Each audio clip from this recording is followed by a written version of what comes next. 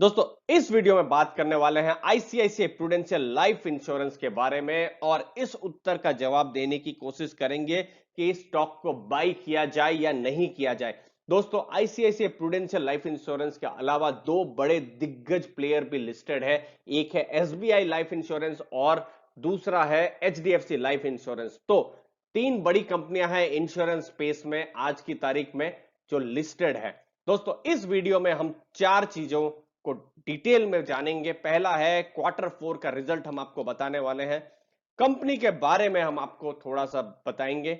Mutual fund का क्या action रहा है पिछले कुछ महीनों में। दोस्तों ये जानना इसलिए जरूरी है क्योंकि उनकी नजर पैनी नजर होती है, वो क्या सोच रहे हैं स्टॉक के बारे में, वो जानने से कुछ आइडिया आपको भी मिल सकता है। और स्टॉक का क्या प्राइस टारगेट रहेगा वो भी हम बताएंगे। दोस्तों यहां पर हमने आपको चार चीजें बताई जो हम डिस्कस करने वाले हैं। अब कौन सी चारों में से कौन सी चीज पर आप सबसे ज्यादा एक्साइटेड है, कमेंट बॉक्स में जरूर लिखिए दोस्तों, ये हमारी रिक्वेस्ट है। तो चलिए आगे बढ़ते हैं। दोस्तों सबसे पहले जो ग्लोबल ब्रोकरेजेस है वो आईसीआईसीआई प्रूडेंशियल लाइफ इंश्योरेंस के फंडामेंटल्स पर बहुत ही पॉजिटिव है। हम आपको बताएंगे उनका क्या कहने का है और उनका क्या प्राइस टारगेट है। तो वीडियो को लास्ट तक देखते रहिएगा दोस्तों।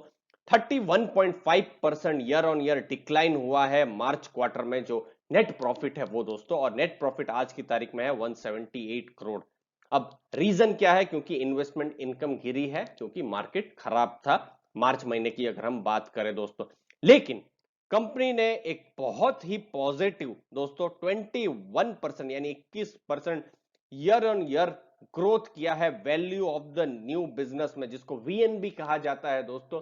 ये इंश्योरेंस कंपनी को मापने के लिए बहुत ही इंपॉर्टेंट मापदंड है। इसके बारे में डिटेल में हम बात करने जाएं तो एक अलग से एक वीडियो बन सकता है। अगर आपको वीएनबी के बारे में समझना है तो हम आपको एक अलग से वीडियो भी बता देंगे।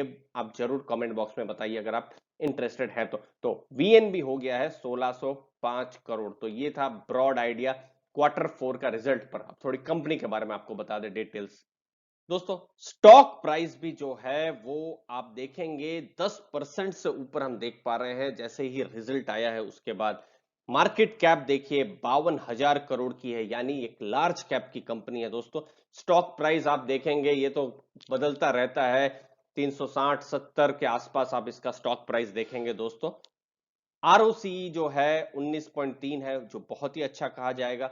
रिटर्न ऑन इक्विटी 16.94 यानी 17% है, ये भी बहुत अच्छा है। डिविडेंड भी कंपनी पे कर रही है 0.94 0.9, अब प्राइस बदलता है तो उसके हिसाब से, यानी ऑलमोस्ट अप्रोक्सीमेटली आपको 1% के आसपास डिविडेंड मिल जा रहा है आईसीआईसीआई प्रूडेंशियल लाइफ इंश्योरेंस के स्टॉक पर। लेकिन जो सबसे ज्यादा इंटरेस्टिंग है, अच्छा है, वो ये है दोस्तों, डेट फ्री कंपनी। आज की तारीख में आप किसी एनबीएफसी में इन्वेस्ट करने जाएंगे तो बहुत ज्यादा डेट होगा, और वो होगा भी दोस्तों। लेकिन ये इंश्योरेंस कंपनीज होती है, कोई भी इंश्योरेंस कंपनी आप ले लीजिए, उनमें डेट ज्यादा नहीं होता है, डेट की जरूरत ही नहीं पड़ती क्योंकि वो तो कस्टमर से पैसा लेते हैं।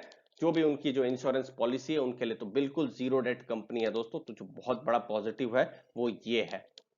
म्यूचुअल फंड क्या बोल रहे हैं देखिए दोस्तों, ये पिछले हम 3 क्वार्टर का डेटा लाए हैं दोस्तों, तो क्या किया है वो समझते हैं। देखिए ये है एसबीआई म्यूचुअल फंड। अब एसबीआई म्यूचुअल फंड ने सितंबर महीने में ये देखिए 3.3% था टोटल जो इनका पोर्टफोलियो है, लेकिन वो गिरकर हो गया है 2.5%। अब देखिए सितंबर 19 से मार्च 20, ये 6 महीने में उन्होंने अपनी जो पोर्टफोलियो है उसमें ये जो स्टॉक है बेचा है, तो उन्होंने अपनी जो भी पोर्टफोलियो है वो साइज को कम किया है, ये आप ध्यान में रखिए।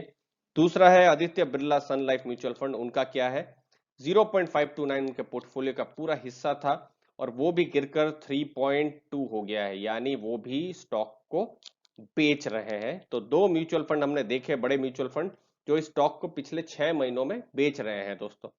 यूटीआई क्या कर रहा है देखिए, यूटीआई 0.233 था, वहां से 0.31 हो गया, यानी इन्होंने कुछ स्टॉक खरीदे हैं। यहां भी हम देख सकते हैं कि वो उन्होंने दिसंबर से मार्च में स्टॉक खरीदा है, तो यूटीआई यहां पर खरीदारी कर रहा है। अब आईसीआईसीआई प्रूडेंशियल म्यूचुअल फंड क्या कर रहा है वो भी बता दे।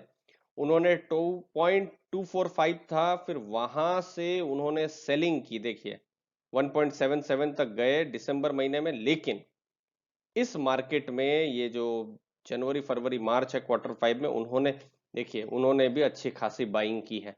तो म्यूचुअल फंड के एक्शन से हमको थोड़े से मिक्स सिग्नल मिल रहे हैं। दो बड़े म्यूचुअल फंड यहाँ पर सेल कर रहे हैं, देखिए दोस्तों एसबीआई और आदित्य बिरला थोड़ा सा सेलिंग कर रहे हैं वो, लेकिन जो दूसरे म्यूचुअल फंड है उसकी खरीदारी भी कर रहे हैं दोस्तों। तो आने वाला समय ही बताएगा कि क्या रहेगा आईसीआईसीआई प्रूडेंशियल पर म्यूचुअल फंड का फर्दर एक्शन। तो ये कुछ आइडिया तो दे ही दे रहा है कि आज की तारीख में स्टॉक जरा सा महंगा है।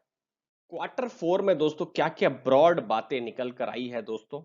रिजल्ट जो है एस्टिमेट के हिसाब से ही है, ग्लोबल ब्रोकरेजेस पॉजिटिव ही है।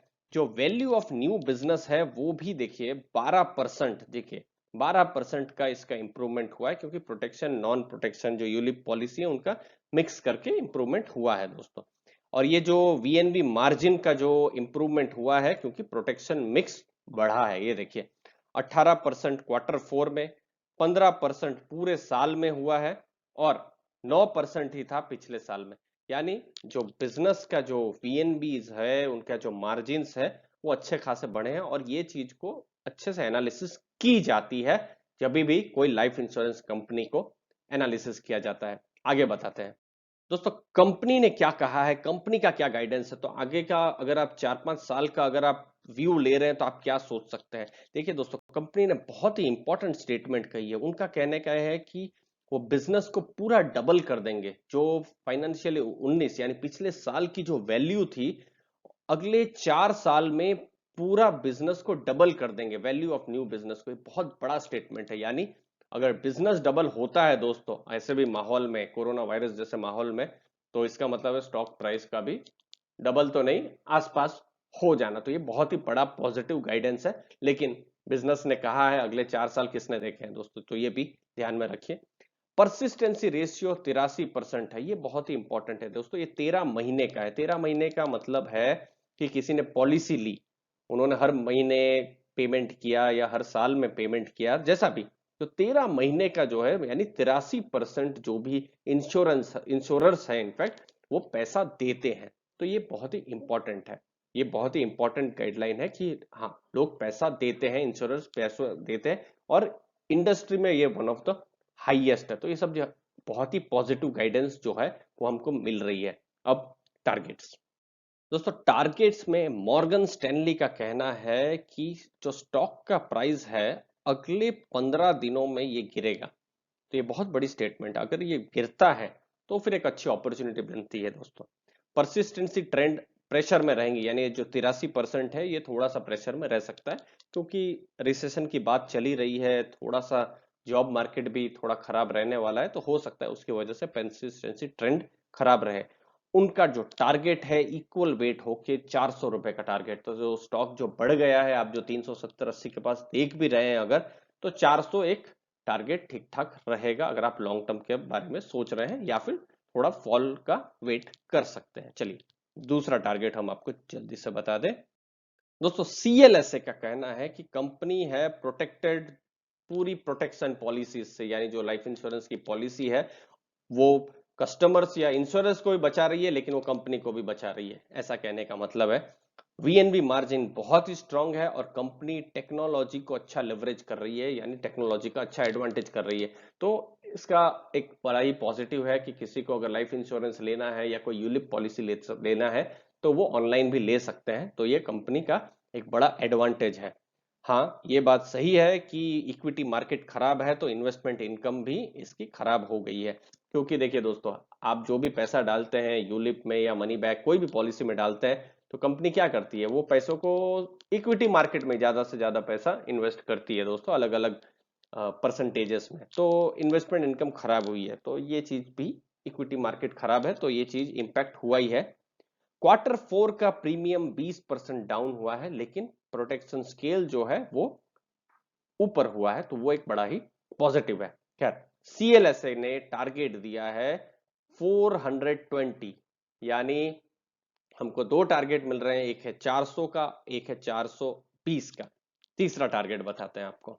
तीसरा है दोस्तों क्रेडिट सूसे। क्रेडिट सूसे भी पॉजिटिव है, लेकिन उन्होंने फाइनेंशियल ईयर 21-22 जो है उसका एस्टिमेट को कम किया है 20% तक, और वो जो नया टारगेट लेके आए हैं वो है 525 जो उनका पहला टारगेट था उससे उन्होंने घटाकर 440 का टारगेट उन्होंने दिया है दोस्तों। अब यहां पर दोस्तों आ रहे हैं हमारे पास जो टारगेट्स 400 से 440 इस रेंज में आ रहे हैं। देखिए दोस्तों, स्टॉक प्राइस तो 500 भी आ सकता है, 600 भी आ सकता है, 300 भी जा सकता है, लेकिन जो फंडामेंटल्स है वो इस रेंज में स्टॉक प्राइस को सपोर्ट कर रहे हैं। तो अभी आप स्टॉक प्राइस भी देखेंगे 330-35 से 370 तक हो गया है, लेकिन ये बहुत ही हाई लेवल का आप प्राइस देख रहे हैं। समझ में यही आ रहा है कि ये जब भी स्टॉक गिरे, अगर गिरता है 300 के लेवल पर आता है और गिरता है तो बहुत ही अच्छा लेवल रहेगा आईसीआईसीआई प्रूडेंशियल में इन्वेस्ट करने का। एक्सपेक्ट हम यही करें, परसिस्टेंसी रेशियो इनकी अच्छी होनी चाहिए, बिजनेस भी अच्छा करे अगले क्वार्टर्स में, और जो रिसेशन जो है कम से कम हो, बिजनेस अच्छे से अच्छा हो, तो फिर टारगेट्स और ऊपर जा सकते हैं। तो अगले 4 साल का जो गाइडेंस है, डबल जो बिजनेस करने का वो टारगेट कर रहे हैं, अगर वैसा होता है तो दोस्तों 4 साल के बाद स्टॉक प्राइस 700-800 भी हो सकता है, लेकिन बिजनेस सबसे ज्यादा इंपॉर्टेंट है। आप अगर फंडामेंटल इन्वेस्टर है तो वो चीज को आप ध्यान में रखें दोस्तों। लेकिन हाँ, अगर डिप करता है तो बहुत ही अच्छी अपॉर्चुनिटी है, स्टॉक दे रहा है। अपने व्यूज जरूर बताइए दोस्तों। आपके टाइम के लिए बहुत बहुत धन्यवाद।